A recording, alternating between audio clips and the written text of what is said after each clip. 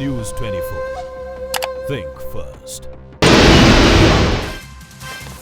रात के 8 बज रहे हैं। न्यूज 24 पर आप देख रहे हैं राष्ट्र की बात। आपके साथ मैं हूं मानक गुप्ता। समाजवादी पार्टी में कभी नंबर 2 पर रहे शिवपाल सिंह यादव ने पार्टी से नाता तोड़ लिया है और सेक्युलर मोर्चे का ऐलान कर दिया है। सियासत उत्तर प्रदेश की अचानक गर्मा गई है, तो अपने चाचा के इस कदम पर समाजवादी पार्टी के अध्यक्ष अखिलेश यादव ने पलटवार करते हुए कहा है इस सबके पीछे बीजेपी का हाथ है, लेकिन कोई कुछ भी कर ले साइकिल आगे बढ़ती जाएगी। इस बीच बीजेपी ने बिहार में जेडीयू के साथ सीटों का बंटवारा फाइनल कर लिया है। इसीलिए आज राष्ट्र की बात में हमारा सवाल बड़ा सीधा, बड़ा सिंपल है। क्या 2019 से पहले यूपी और बिहार को साध लेंगे मोदी, और क्या माया अखिलेश का खेल बिगाड़ देंगे अमित शाह? इसी पर बहस होगी, लेकिन पहले जरा सुन लीजिए यूपी बिहार में पिछले 2-4 दिन में जो हुआ उस पर कैसी सियासत हो रही है, सुनिए। मैं देख रहा हूं 2 साल से कार्यकर्ताओं को सम्मान नहीं मिल रहा है, कार्यकर्ताओं को कुछ पूछ नहीं रहा है। तो इसलिए मैंने जितने भी उपेक्षित हैं, जिनको कहीं पूछा नहीं जा रहा, जिनको सम्मान नहीं मिल रहा है, उनको सबको इकट्ठा करके एक समाजवादी सेकुलर मोर्चे का गठन किया है। उत्तर प्रदेश का जैसे जैसे चुनाव आएगा करीब, और देश का चुनाव जैसे जैसे करीब आएगा, तमाम चीजें आपको देखने को मिलेंगी। पीछे बीजेपी है क्या? इसके पीछे बीजेपी है क्या? इस बात को मैं नहीं कहता हूं। अगर आज और कल की बात मिला लें तो शक तो कहीं ना कहीं होता ही है। उपेक्षा और सम्मान तो उनके श्री अखिलेश यादव जी के पिताजी ही कह चुके हैं कि मुझे सम्मान अब नहीं मिलता है, और इसलिए मैं प्रदेश की जनता से कहता हूं कि जो अखिलेश जी अपने पिताजी के नहीं हुए, प्रदेश की जनता के क्या होंगे। इसका मतलब लगता है 2019 से पहले तैयारी शुरू हो गई है अमित शाह की, नरेंद्र मोदी की, बीजेपी की। राष्ट्र की बात में आज मेरे साथ बीजेपी से गौरव भाटिया बस थोड़ी देर में स्टूडियो में आने वाले हैं। कांग्रेस से मेरे साथ मीम अफजल जुड़ गए हैं। मीम अफजल साहब को आप देख पा रहे हैं टीवी पर, अपनी स्क्रीन पर। पटना स्टूडियो से मेरे साथ आप देख रहे हैं जेडीयू से राजीव रंजन, और जीतन राम मांझी की पार्टी हम से दानिश रिजवान, और यहां स्टूडियो में मेरे साथ राघव अवस्थी आ गए हैं, आरएसएस के विचारक हैं। आप सभी का स्वागत। मीम अफजल साहब आपसे शुरू कर रहा हूं, आप तो पीछे रह गए मीम अफजल साहब। बिहार में देख लीजिए, तो आगे निकल गई बीजेपी, जेडीयू के साथ फाइनल कर लिया सीटों का फॉर्मूला। आप लगातार कहते रह गए आपके जेडीयू आ जाइए, हमारे साथ आ जाइए महागठबंधन में, बीजेपी ने फाइनल भी कर लिया।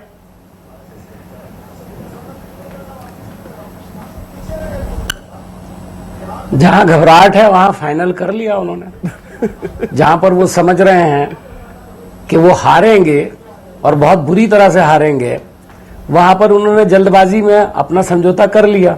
अभी डिटेल्स तो सामने नहीं आई हैं, लेकिन ऐसा महसूस होता है कि भारतीय जनता पार्टी में एक घबराहट है।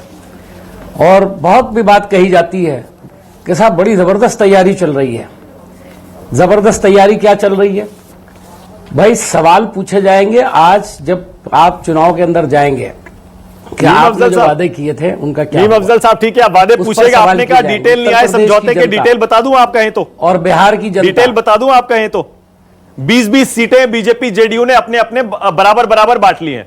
20-20 जी मैंने 20 बीजेपी की, 20 जेडीयू की, और जेडीयू अपनी 20 सीटों में से 5-6 सीटें एलजेपी को देगी और आरएलएसपी को देगी, कुशवाहा साहब की पार्टी को। एकदम क्लियर हो गया। आप शायद दुआ कर रहे थे ना हो, जेडीयू वापस आ जाए। चल नहीं, हम दुआ नहीं कर रहे, हमें मालूम था ये होगा, और जाहिर है कि उन्हें मालूम था किसी वक्त भी कहीं ऐसा ना हो कि नीतीश कुमार चटक जाएं, तो इसलिए उन्हें जल्दी थी ऐसा करने की, इसलिए उन्होंने कर लिया। तो बहुत खुशामदेद, जब हम करेंगे और जब हमारा आपको प्लान सामने आएगा तो पता लग जाएगा ठीक है कि कितने बीसी के 60 होते हैं। हाँ ठीक है, चलिए ठीक है।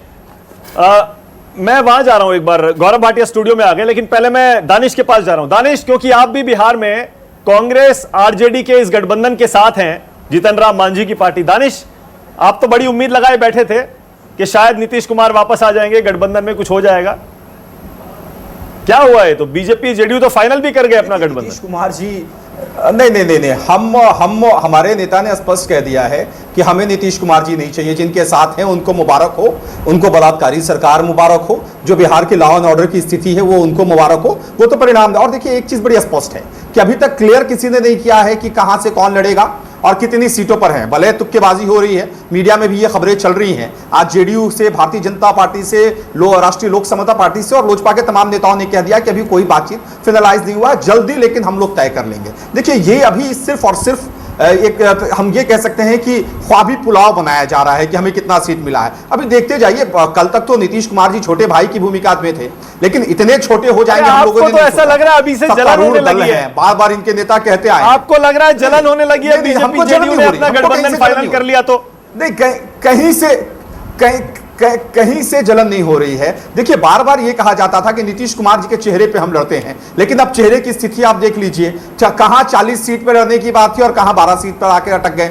अरे बड़ा चेहरा था तो कम से कम आप उन्हें चिढ़ाते रहिए, कोई फर्क नहीं पड़ने वाला है। मुझे पता है राजीव रंजन आपके साथ बैठे हैं, आप उन्हें चिढ़ाने के लिए बोल रहे हैं कि 12 सीटों पर मान गए, लेकिन राजीव रंजन चिढ़ने वाले नहीं है। ये बड़ी शर्मनाक है, बड़ी शर्मनाक। अब ऐसा लग रहा है गठबंधन हो चुका है। एक सेकंड रुक जाइए, एक सेकंड रुक जाइए। गौरव भाटिया जवाब दीजिए। मीम अफजल कह रहे हैं कि आपकी बौखलाहट है कि आपने सबसे ज्यादा वीकनेस, जिस कमजोरी जिस स्टेट में थी, वहां आपने इतनी पहले ही गठबंधन कर लिया। देखिए, जब कांग्रेस ये बात कहती है कि बौखलाहट है, वो पार्टी जो छोटा भीम बन के रह गई, चाहे उत्तर प्रदेश हो, चाहे कर्नाटका हो, चाहे बिहार हो, कहीं कोई पूछ नहीं रहा। और महाठगबंधन को अगर आप देखें तो हाँ, ठगबंधन, क्योंकि ठगते हैं ना लोगों को, इसलिए। आप बताइए कि 27 साल यूपी बेहाल का नारा दिया और उसके बाद पंचर साइकिल पे क्या राहुल गांधी नहीं बैठे थे? उत्तर प्रदेश के विधानसभा चुनाव में क्या हाल हुआ था? 50 सीटों पे सिमट के रह गए थे। अब जो प्रश्न जनता पूछ रही है वो ये पूछ रही है, पहले तो इस महाठगबंधन का प्रधानमंत्री पद का चेहरा कौन है? कोई कहता है राहुल गांधी है, मम्मी सोनिया गांधी चाहती है राहुल गांधी बने। शरद पवार जी कहते हैं राहुल गांधी में अभी ये परिपक्वता नहीं है। ममता बनर्जी कहती है कांग्रेस से बड़ी निकम्मी पार्टी नहीं है। और उत्तर प्रदेश में ये हाल है कि सपा और बसपा मिलके कितनी सीटें देंगे कांग्रेस को, ये अभी तय ही नहीं हुआ। कम से कम हम लोग बिहार में आपने बंटवारा तो कर लिया, नहीं, लेकिन अभी लग रहा है वहां जो खीर की बातें हो रही है ना, सियासी खीर की, कुशवाहा साहब ने क्या कहा? उन्होंने खुले संकेत दिए। उन्होंने कहा ये कुशवाहा चावल मिल जाए, बड़ी अच्छी खीर बन सकती है। आप मीडिया हैं, आपके पास सारी इंफॉर्मेशन। मैं तो बयान बता रहा हूं। मैं आपको एक बात, गौरव जी, बंटवारा हो गया है, समय आएगा बिहार में तो हम बता देंगे कि किस गौरव भाटिया जी, बिहार में बंटवारा हो गया है सम्मानजनक स्थिति से, कांग्रेस की नहीं कि फूलपुर और गोरखपुर में मिल रही है, बता दीजिए ना कम से कम। उसकी जमानत जब्त हो गई और ये लोग बता दीजिए नरेंद्र मोदी जी से इतनी जल्दी क्यों किया आपने? सबसे पहले आपने बिहार में गठबंधन क्यों कर लिया? सबसे पहले बिहार में गठबंधन क्यों कर लिया? कहीं और नहीं हुआ अभी? मैंने सबसे पहले बिहार में क्यों? अच्छा, एक बात बताइए कि अगर हो रहा है ये, तो आपको कांग्रेस से पूछना चाहिए कि उनका गठबंधन होगा कि नहीं होगा समाजवादी पार्टी और बसपा से। कर्नाटका में कुमार स्वामी क्या कहते हैं? रोते हैं, कहते हैं मुझे कांग्रेस ब्लैकमेल कर रही है, 1 महीने की सरकार नहीं थी, कम से कम हम करेंगे तो आपसी सम्मान के साथ करेंगे, एक दूसरे को सम्मान देंगे, सम्मान लेंगे। ये नहीं कि मायावती कहती है एक हाथ दो एक हाथ लो। सम्मान क्या? आपने भी सम्मान बहुत देर से दिया है। नीतीश कुमार ने क्या क्या आपको खरी खोटी सुनाई है पिछले 6-7-8 महीने में? सबने देखा है, बिहार पूरे देश ने देखा, रास्ते में पढ़ाया। और वही काम नरेंद्र मोदी जी भारत में कर रहे हैं। लेकिन इसलिए एक बिल्कुल मैं समझता हूं नेचुरल अलायंस है भारतीय जनता पार्टी के बीच में और नीतीश कुमार। चलिए ठीक है, घनश्याम तिवारी, बिहार तो बिहार। एक सेकंड में राजीव रंजन आपके पास भी आ रहा हूं, एक सेकंड आ रहा हूं। बिहार तो बिहार, आपकी तो अखिलेश यादव कह रहे हैं, शक हो रहा है कि समाजवादी पार्टी तक में सेंध लगा दी बीजेपी ने। देखिए, शिवपाल यादव देखिए अलग पार्टी बना के सेंध लगाना चोरों का काम है। और आपने देखा है कि नोटबंदी में किस तरह तो हर पार्टी सेंध लगाती है, गरीबों पे गठबंधन पे चर्चा नहीं करें। जहां तक इन्होंने कहा कि सबसे पहले बिहार में गठबंधन हुआ, उससे पहले अमर सिंह के साथ भारतीय जनता पार्टी उत्तर प्रदेश में गठबंधन कर चुकी है। ये इनके नए साफ नीयत सही विकास के मॉडल हैं। अरे आप ही के अमर सिंह थे, ऐसा मत बोलिए उनके लिए। इसलिए इनको जानकारी। अमर सिंह को भैया जब आपके अमर सिंह थे तब अच्छे थे। अच्छे खराब की बात नहीं, तो आप ही कह रहे हैं सही नीयत सही विकास। गठबंधन की बात नहीं, देश में आरएसएस भारत का नारा नीतीश जी ने दिया था। आज बिहार में गठबंधन इस चीज के लिए नहीं है कि कौन कितनी सीटें जीतेगा, कौन कितनी सीटें हारेगा। बिहार में एनडीए का सफाया होने वाला है। इनके अपने शिवपाल यादव क्या हो गया? शिवपाल यादव क्या हुआ बताइए? आप आपके घर में सेंध लगा दी बीजेपी और मुलायम सिंह जी कहते हैं कि मेरा जीते जी कोई सम्मान नहीं करता, ये मुलायम सिंह यादव जी ने कहा। सेंध लगाना चोरों का काम है, जो बड़ा किया जिन्होंने पार्टी इतने सारे लोग बोलेंगे तो दर्शक सुन पाएंगे। देखिए अब तो अखिलेश ने खुद कहा ना कि बीजेपी ने कहा सेंध लगाना चोरों का काम है, और सेंध तो लगी हुई है, सेंध तो इस मंच पे भी दिखाई दे रही है। 7 सीटें लोकसभा की हैं, हम निकली हुई है। शिवपाल यादव पे सीधे सीधे बोलने से बचते क्यों हैं? अखिलेश यादव जब सीधे सीधे शिवपाल यादव पे बोल रहे हैं, आप क्यों बचते हैं? बहुत ताकत है। अखिलेश यादव ने साफ साफ कहा, मुझे शक हो रहा है बीजेपी ने कराया। जो कहिए ना, जो बीजेपी ने कराया। बता रहा हूं, जो मजबूत होता है, जब भारतीय जनता पार्टी को गोरखपुर में मुख्यमंत्री हार गए, कैराना में प्रधानमंत्री पहले भाषण देने जाते हैं, हार के डर शिवपाल यादव को नहीं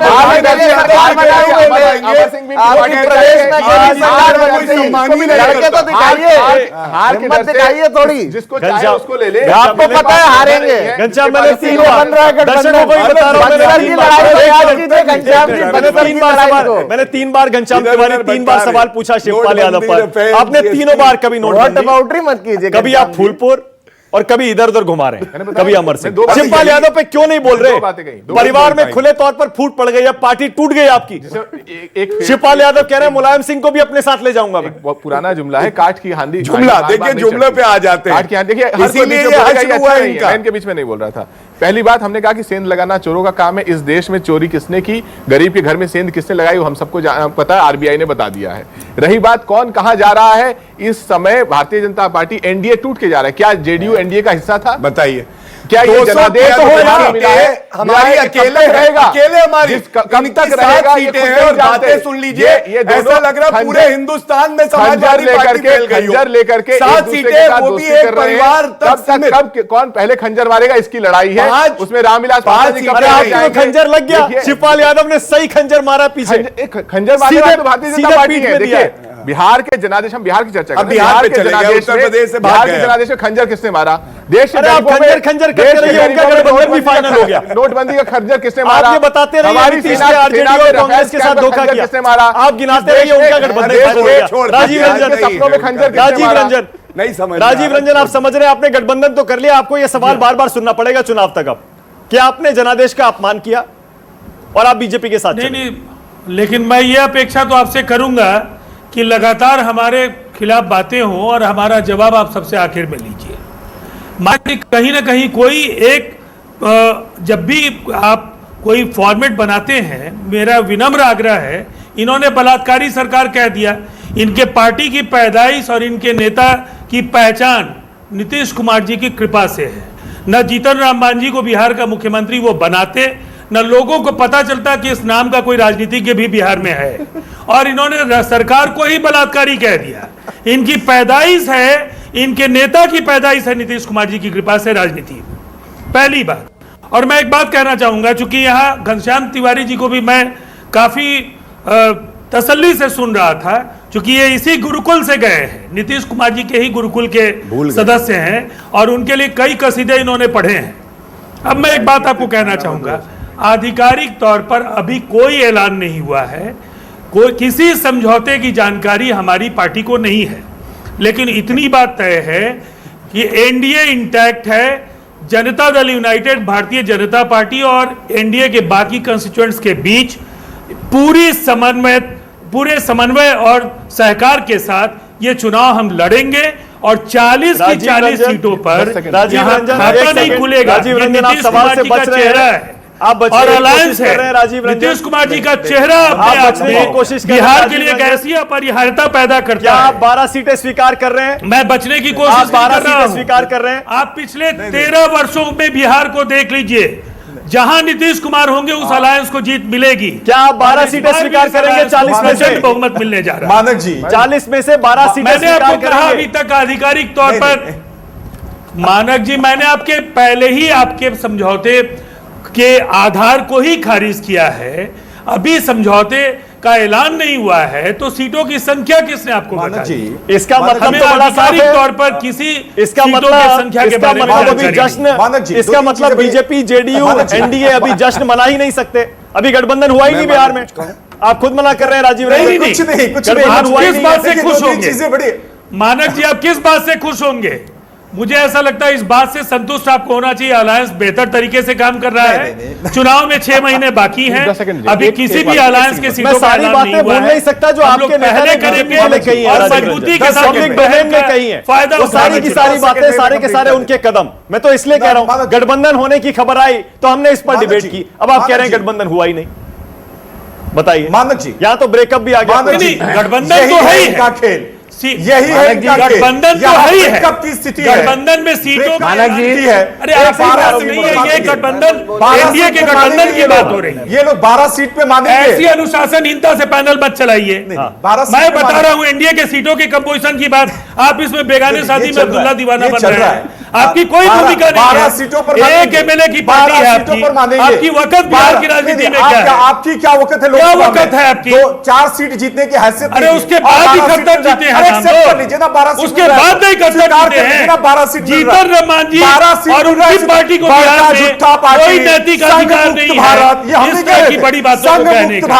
इसलिए मानव जी, मैंने कहा ये अलायंस है, अलायंस राजीव रंजन कह रहे हैं कि मैं अभी कंफर्म नहीं करूंगा कि ब्रेकअप क्या है, कितनी सीटों पर क्या अलायंस हुआ है, लेकिन यह जरूर बता सकता हूं कि गठबंधन अलायंस बीजेपी के साथ इंटैक्ट है। एक सेकंड रुकिएगा, मीमजल साहब, एक सेकंड में आ रहा हूं। राघव जरा बताइए, बिहार में जो अलायंस बन रहा है, यादव और मुस्लिम, आरजेडी कांग्रेस, और इधर से लग रहा है कि कुशवाहा साहब भी जा रहे हैं, यादव और मुस्लिम 30-32% वोट होता है। इधर बीजेपी और जेडीयू के पास एक मानक जी आपको मैं कहना और एलजेपी के पास गैर यादव गैर मुस्लिम वोट, ये यानी कांटे की टक्कर है। यादव और अगर सियासी खीर बनाने के लिए कुशवाहा साहब निकल गया, बड़ी दिक्कत हो जाएगी। यादव और कौन सा मुद्दा उठाएगा संघ और बीजेपी बिहार में? मैं बताता हूं, यादव और मुस्लिम की जो बात करी जाती है, और कुछ ऐसे लोग हैं जो अपने आप को जो है काफी सालों से जो है राजनीति के बड़े पंडित मानते हैं। मुझे ऐसा लगता है वो जाति की और कास्ट की इंपॉर्टेंस को बहुत ओवर एस्टिमेट करते हैं इस देश की राजनीति में। अगर ऐसा होता कि जाति पर ही हर बार वोट पड़ता होता तो हर बार जो है रिजल्ट एक ही आता, रिजल्ट बदलता नहीं। तो चुनाव जो होता है किसी भी देश में, किसी भी प्रदेश में जो है जनता मुद्दों पे ही लड़ती है। इस बार बिहार में ऐतिहासिक चुनाव होगा और मैं कास्ट पर वोट नहीं पड़ेगा। मानक जी अगर कास्ट पर पड़ता होता तो लालू जी का वोट जो है 1995 से लेके 2005 तक तो कम हुआ नहीं होता, वही हुआ होता। यादव और मुस्लिम तो उनका हमेशा इंटैक्ट था। तो ऐसी इस तरीके की लेजी एनालिसिस नहीं करनी चाहिए। पहला मेरा मानना यह है, बिहार की जनता ने लालू जी का जो जंगल राज था 1995 में उसको उन्होंने चांस दिया, 2000 में, 2005 में नहीं दिया। और जबकि यादव मुस्लिम इंटैक्ट था, दोनों तरफ जो गठबंधन भी दूसरी तरफ वही होता था। तो मुझे जो समझ में आता है कि जो वो गठबंधन हाल के दिनों में फिर से खड़ा होता हुआ मैं तो कह रहा हूं, लेकिन उपचुनाव देख लीजिए, कौन से उपचुनाव जो हाल में बिहार में उसके नतीजे मैं आज की बात कर रहा हूं मानक जी। उपचुनाव तो होते रहते हैं, आज की मैं बात कर रहा हूं। आज जो है अगर भारतीय जनता पार्टी और जनता दल यूनाइटेड साथ खड़े हैं तो मुझे लगता नहीं है जो यादव मुस्लिम की जो आप बात कर रहे हैं कोई उतना बड़ा इसका कोई इम्पैक्ट होगा। क्यों, कौन सा मुद्दा उठाएंगे संघ और बीजेपी जो यादव और मुस्लिम आप कह रहे हैं इस बार तोड़ देंगे? 2019 में सबसे बड़ा जो मुद्दा जो रहेगा वो यही रहेगा कि देश में आप देशद्रोहियों की सरकार चाहते हैं जो टुकड़े टुकड़े गैंग के साथ खड़े होते हैं। सीधे सब देशद्रोही, बिल्कुल, जो टुकड़े टुकड़े गैंग के साथ खड़े होते हैं विरोधी देशद्रोही हो गए। आप मुझे बताइए, राहुल गांधी, समाजवादी पार्टी, कांग्रेस, आरजेडी, राहुल गांधी खड़े होते हैं, दानिश रिजवान की पार्टी, सब देशद्रोही। राहुल गांधी जो है नक्सलियों के अरेस्ट पर जो है उनको रोना आ जाता है। आपके सामने चुनौती बड़ी साफ है। देखिए चुनाव राष्ट्रभक्त और राष्ट्रद्रोही के बीच में आ रहा हूं। मीमल साहब एक सेकंड आ रहा हूं, प्रश्न पूछ रहा हूं, जवाब दो। और एक सेकंड, एक और आपके बीच में बोला था। देखिए आप एंकर नहीं है, और अगर नहीं आप एंकर नहीं है, प्रश्न पूछने दो ना, प्रश्न पूछने, देश के नागरिक तो है सर। आखिरी प्रश्न बस इतना है कि अगर समाजवादी पार्टी में इतनी हिम्मत है, ये तो पूरे प्रदेश पे अकेले रूल करते थे, एक बार थोड़ी हिम्मत दिखाइए, लड़के दिखाएं। तो ये बीजेपी पर भी लागू होता है। बिहार में अकेले क्यों नहीं लड़ते? बीजेपी में इतने सारे राज्यों में गठबंधन किया हुआ है, ये तो सब पर लागू होता है। एक सेकंड, देखिए एक हद तक मैं राघव की बात से सहमत हूं कि केवल जातीय समीकरण पे वोट नहीं होता। बिहार में मैंने 6 साल काम किया, मुझे बड़ा फक्र है, बड़े समर्पण के साथ, ईमानदारी के साथ, हार्वर्ड से पढ़ने के बाद मैंने काम किया है जनता दल यूनाइटेड के साथ। वहां पे गवर्नेंस की साख पर वोट मिलता है। आज अगर सरकार पे सवाल खड़ा हो रहा है तो मुद्दे वही है जो 2015 में जब भारतीय जनता पार्टी हारी थी तब के थे। आज सवाल गवर्नेंस की साख पर खड़ा हो रहा है, इसीलिए नीतीश जी के चेहरे पर अच्छा, मतलब जब तक आप थे तब तक गवर्नेंस सही थी। बात गवर्नेंस की बात किया, आज देख लीजिए जो मुजफ्फरपुर शेल्टर होम में हुआ, किस पार्टी के मंत्रियों को इस्तीफा देना पड़ा, कौन सी पार्टी जो है रेपिस्ट के साथ खड़ी थी, उत्तर प्रदेश का हाल देख लीजिए। दूसरी बात कि इस समय गठबंधन के अगर सवाल करें तो एनडीए इकलौता गठबंधन है जिस अविश्वास प्रस्ताव में एनडीए का एक पूर्व घटक दल अविश्वास प्रस्ताव लाता है, एनडीए का ही एक घटक दल वॉकआउट करके चला जाता है। कौन सा शिवसेना, और उसके बाद टीडीपी, उसके बाद राज्यसभा के उपचुनाव सबसे बड़ी कसौटी है।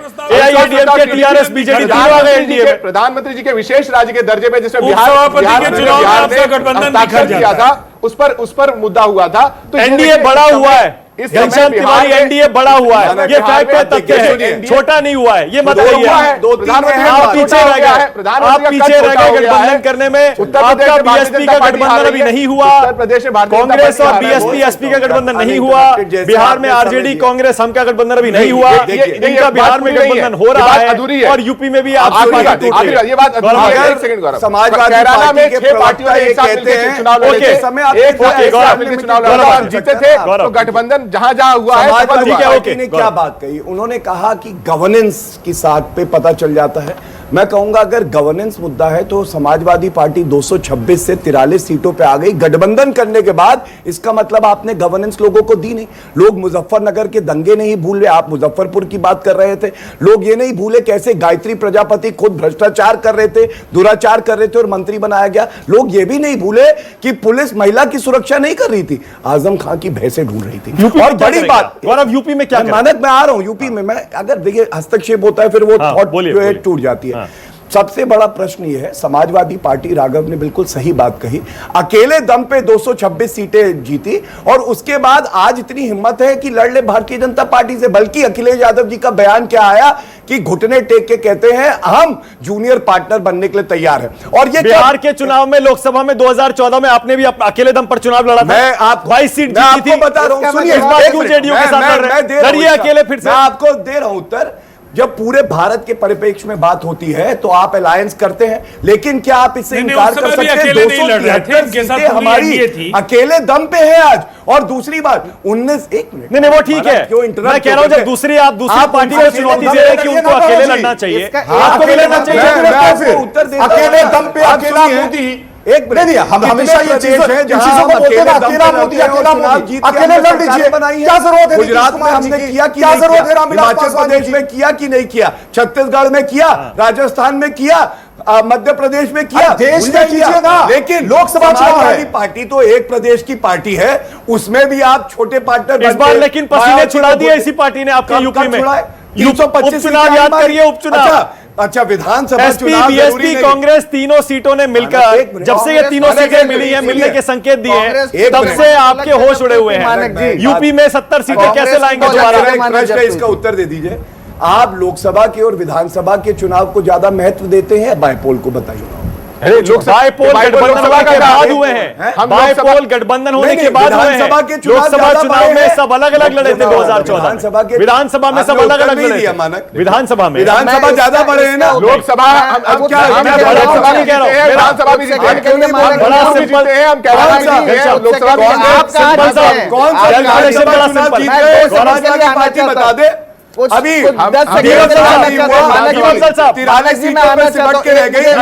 दम नहीं है कि हमारे खिलाफ चुनाव लड़ने।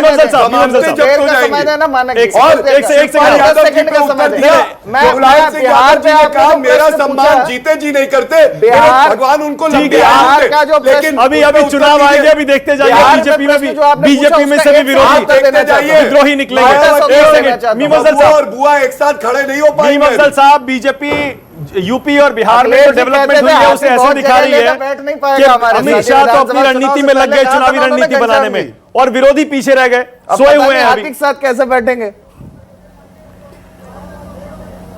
देखिए, सबसे पहले तो मैं कहूंगा मानक जी कि जो स्टूडियो में बैठे हुए लोग हैं वो ये ना समझे कि दूसरे लोग भी बैठे हुए हैं या वो उठ करके चले गए हैं। हम लोग बैठे हैं, राजीव रंजन जी भी बैठे हुए हैं जी।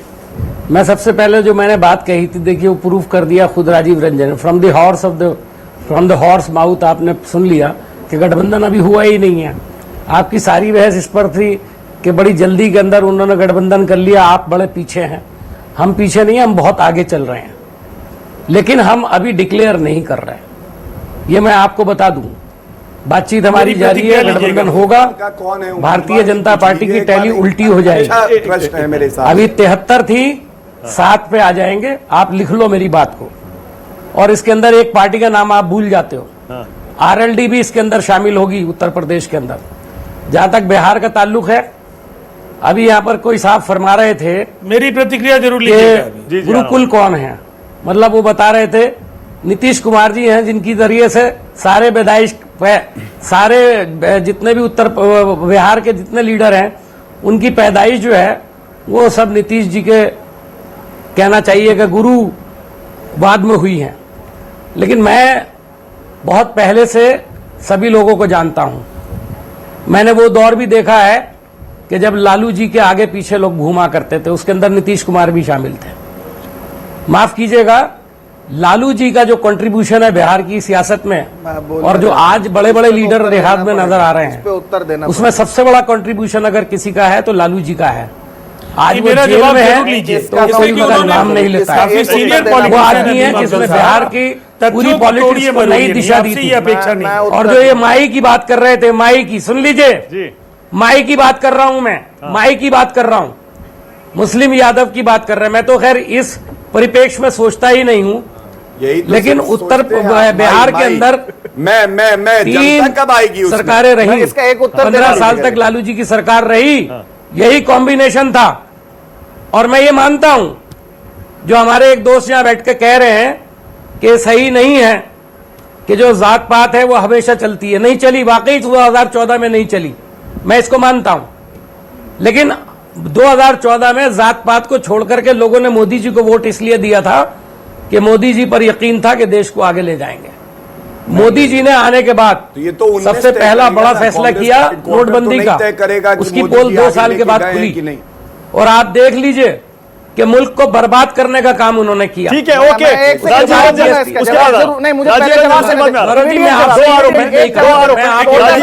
स्टूडियो में बाहर बैठे हैं इसलिए राजीव रंजन, मैं आप जरूर जवाब दीजिए, आप जवाब दीजिए, मैं खामोशी से, देखिए, मैं आपका जवाब खामोशी से सुनूंगा। नहीं, मैं काफी देर से बैठा हुआ सुन रहा हूं, और मेरा ख्याल है शिष्टाचार यही है कि सब पढ़े लिखे लोग हैं, अगर बातचीत कर लिया करें, बातचीत करके एक दूसरे को सुन ले तो ज्यादा अच्छा है, जवाब भी अच्छा देने आएगा।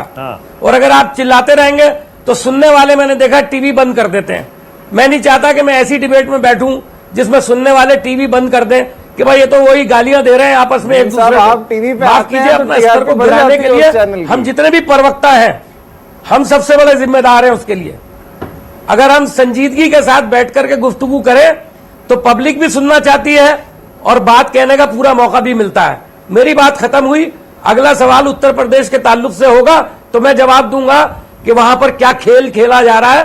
भारतीय जनता पार्टी अब गठबंधन पर नहीं, साजिश पर यकीन कर रही है। हम लोग भी हैं। और ये साजिश जो दो लोगों की साजिश है, जिनके नाम लेकर के आपने कहा कि उन्होंने सेंध लगा दी, अफजल साहब ये सेंध नहीं लगा रहे हैं, ये फेयर नहीं है, बिहार का जवाब पहले तोड़ने की। लेकिन टूटेगा नहीं अपोजिशन, आप टूट जाओगे, ये आप लिख लो मेरी बात। बहुत देर मानक जी, ओके, ऑलराइट। मीम अफजल साहब ने 2-3 आरोप लगाए हैं। राजीव रंजन, पहले आप जवाब दीजिए। राजीव रंजन, मैं फिर आपके ऊपर सीधा आरोप है। राजीव रंजन, देखिए, मैं 2 बातें कहूंगा। नीतीश कुमार का चेहरा पहली बात, मैंने क्या कहा, गठबंधन में हम हैं। देखिए, गठबंधन में हम हैं, ये बताने की जरूरत नहीं है, गठबंधन की सरकार चल रही है। मैंने सीटों की संख्या को लेकर ये कहा है कि अभी आधिकारिक ऐलान की सूचना मुझे नहीं है। हमारी पार्टी को आधिकारिक तौर पर यह नहीं बताया गया है कि ये डील सील हो चुका है, ये फाइनल हो गया है कि किस पार्टी को क्या सीटें मिलेगी। मैंने ये कहा, अभी इसमें बढ़त की बात करें मीम अफजल साहब, उत्तर प्रदेश में अलायंस में उनकी जगह दिखती नहीं है। बिहार में राष्ट्रीय जनता दल से रस्साकसी में इनके स्थानीय नेता लगे हुए हैं कि इनको कुछ हासिल हो जाए।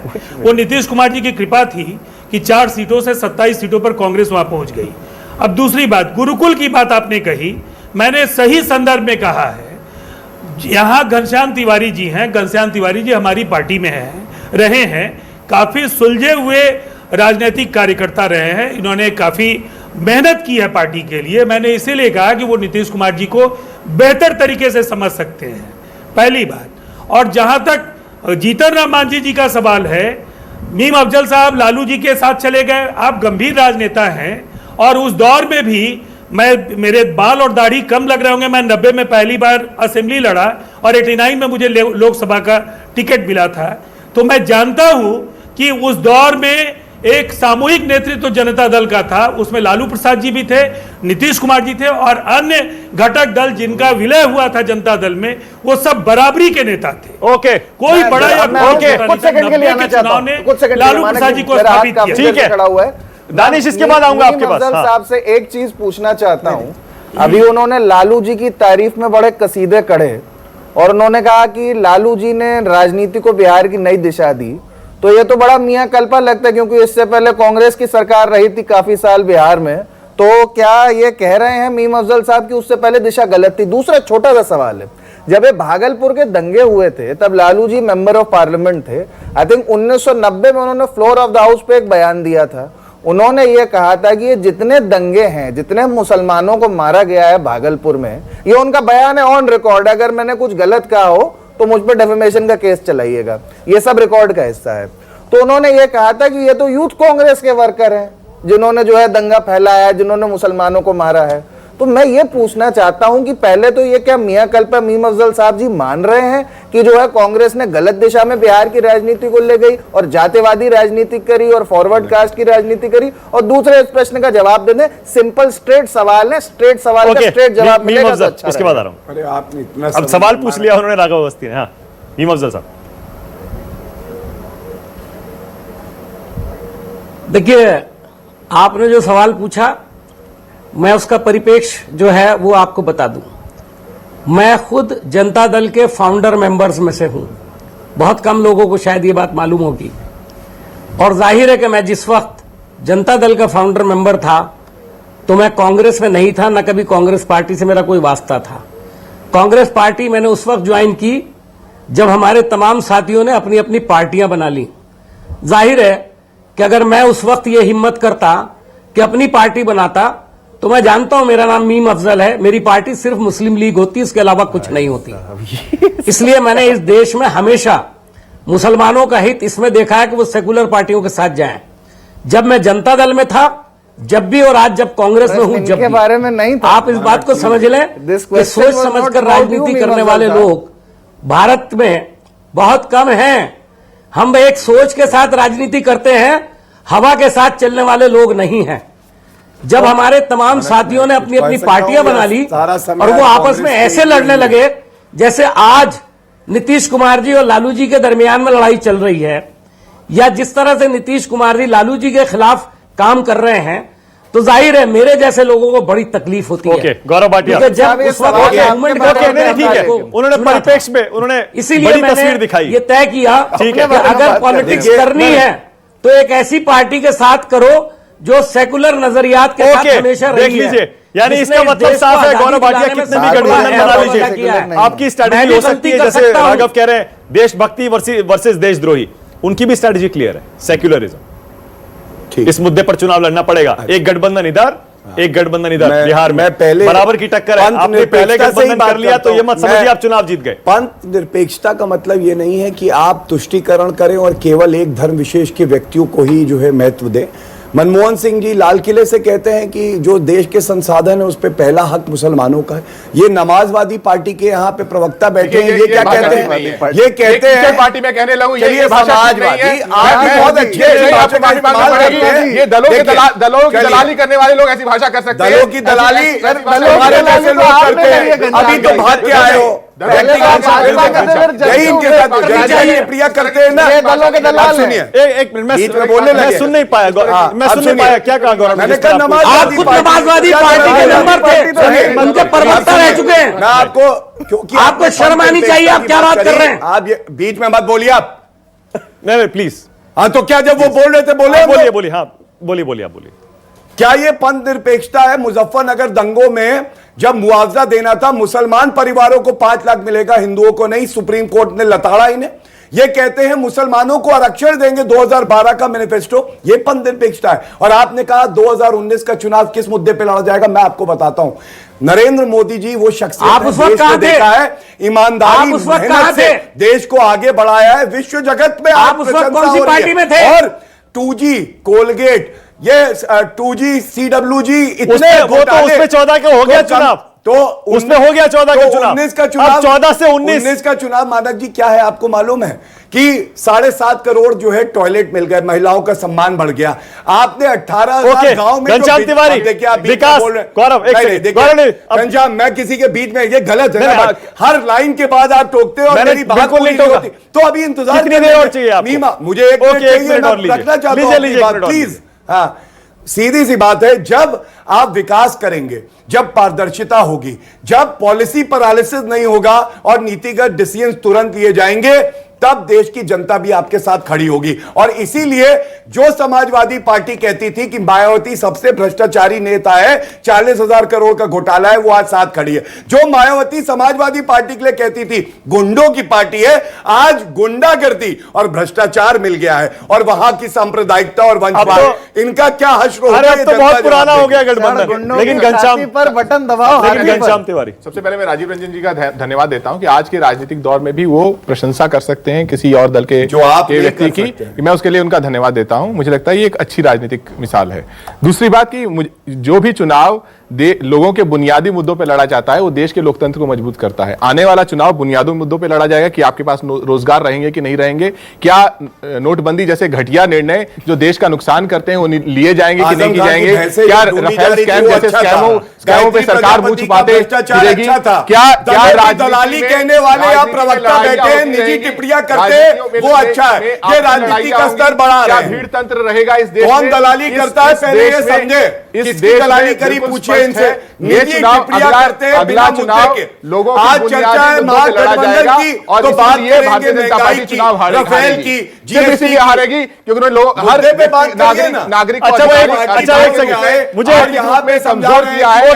और मुझे एक बार फिर से पटना जाना पड़ेगा, दानिश के पास नहीं गया हूं बहुत देर से। शिवपाल यादव पे क्यों नहीं बोल रहे हैं आप? बड़ा नुकसान नहीं है आपकी पार्टी का, अलग पार्टी बना के चल रही है हमने। शिवपाल यादव, हमने जो आप क्या कह दीजिए कि अब वो उनकी प्रासंगिकता ही नहीं है उत्तर प्रदेश की राजनीति में, यही कह दीजिए हम कि जाने से कोई नुकसान नहीं होगा। कह सकते हैं हमने काम बोलता है का अभियान चलाया था, वो अभियान आज भी जारी है। और जब हम काम बोलता है हम इतना काम बोला कि 43 सीटों पे आ गए।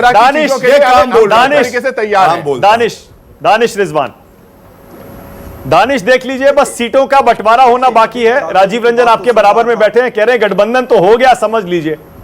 ऐसा लग रहा है कि अमित शाह और नरेंद्र मोदी और नीतीश कुमार वो तो एकदम से सबसे आगे आगे चल रहे हैं। आप लोग सिर्फ रिएक्ट कर रहे हैं। नहीं मानक जी बहुत सारे क्वेश्चंस बीच में आए, बहुत सारे प्रश्न बीच में आए। एक एक करके मैं थोड़ा सबका जवाब दे दूं। राघव जी ने कहा, गौरव भाटिया जी ने कहा कि समाजवादी पार्टी की तरफ से ये बयान आए, लालू जी के 1990 में ये बोला, लेकिन अभी ज्यादा दिन नहीं हुए, 1.5 साल पहले तक माननीय मुख्यमंत्री नीतीश कुमार जी कहते थे कि भारतीय जनता पार्टी बड़का झुट्टा पार्टी है, हमें संघवाद से मुक्ति चाहिए। जब नरेंद्र मोदी जी जब 2014 में नरेंद्र मोदी जी को नेतृत्व मिली, तो सबसे पहले नरेंद्र मोदी जी के नाम पे वो पीछे हम वाले हैं ना। देखिए अब हम वाले हैं, सुनिए समय बीता है, नरेंद्र मोदी जी की बात बोलने दीजिए। संघ मुक्त भारत, बड़का झूठा पार्टी, ये सारी तमाम तरीके के ब्लेम लगे। देखिए अभी बिहार में खिचड़ी बनेगा कि खीर बनेगा, अभी कुछ दिन पहले, 3 दिन पहले, 4 दिन पहले ये जो बयान आया था उपेंद्र कुशवाहा का, बड़ा स्पष्ट था कि यदुवंशियों का दूध और कुशवंशियों का चावल। तो अभी देखिए वक्त बहुत है, ये चावल बनाएंगे कि खिचड़ी बनाएंगे कि खीर बनाएंगे कि सबको अपना अपना थाली लेकर वापिस भाग जाएगा कि कौन हमारे खेमे में आके गिरेगा, ये भी कहना बहुत बहुत मुश्किल है कि कौन कहां रहेगा। ये गफलत में जी रहे हैं। अभी लालू प्रसाद यादव जी अपने प्लेट को बढ़ा दें तो नीतीश जी फिर आ जाएंगे। और देखिए एक चीज मैं बड़ा स्पष्ट कर देना चाहता हूं, ठीक है, 2015 में नीतीश जी के घर दरवाजे पे लालू प्रसाद यादव जी नीतीश जी लालू प्रसाद यादव के दरवाजे पे कहते हैं ये जीतन राम मांझी के प्रवक्ता हैं। और जीतन राम मांझी आपने नीतीश कुमार जी के बारे में क्या राजीव रंजन जिस समय उन्हें मुख्यमंत्री बिहार का बनाया गया, कि हम बिहार के इतिहास में राजनीति शायद एक ऐसी खत्म करने दीजिए उनको, मैं आपको मौका दे दूंगा। अच्छे लोगों के बीच जब केवल जा रही एक थी, समाज के जब बिहार में तबके नकार के दिया था, प्रतिनिधि के रूप जब में जनता दल उनको यूनाइटेड बिहार में का नीतीश मुख्यमंत्री कुमार का बनाया विरोध शुरू हो गया था, लेकिन उन्होंने तो उस वक्त कितना आपको लगा मुझे कि ब्रेक अगर ब्रेक मुख्यमंत्री बना देते अब हैं, रुकिए, ब्रेक पर जाने से मीम अफजल पहले ब्रेक पर जाने से पहले मीम अफजल साहब एक छोटा सा कमेंट करिएगा। मुख्यमंत्री बनाया था मीम अफजल साहब, आपने बनाया क्या इसमें सच्चाई नहीं दिखती आपको? अगर बिहार में भी आपसे पहले बीजेपी जेडीयू का गठबंधन हो जाता है और यूपी में भी बीजेपी पहले चालें चलने लगती है अपनी चुनाव की, और आपका गठबंधन अभी दिखाई नहीं दे रहा है एसपी बीएसपी कांग्रेस आरएलडी का, तो ये तो मानेंगे तो आप थोड़े सुस्त लग रहे हैं और ये अमित शाह और मोदी की जोड़ी आगे चल रही है। नहीं, बिल्कुल सुस्त नहीं है। नहीं मानव गुप्ता जी, हम बिल्कुल सुस्त नहीं है, लेकिन हमारी स्ट्रेटेजी हो सकता है कुछ अलग हो। आप इसको मान के चलिए, सियासत में कम से कम 8 महीने पहले 9 महीने पहले इलेक्शन से कोई पार्टी सुस्त नहीं पड़ सकती। कांग्रेस भी सुस्त नहीं है। हम 2 फ्रंट पर लड़ रहे हैं।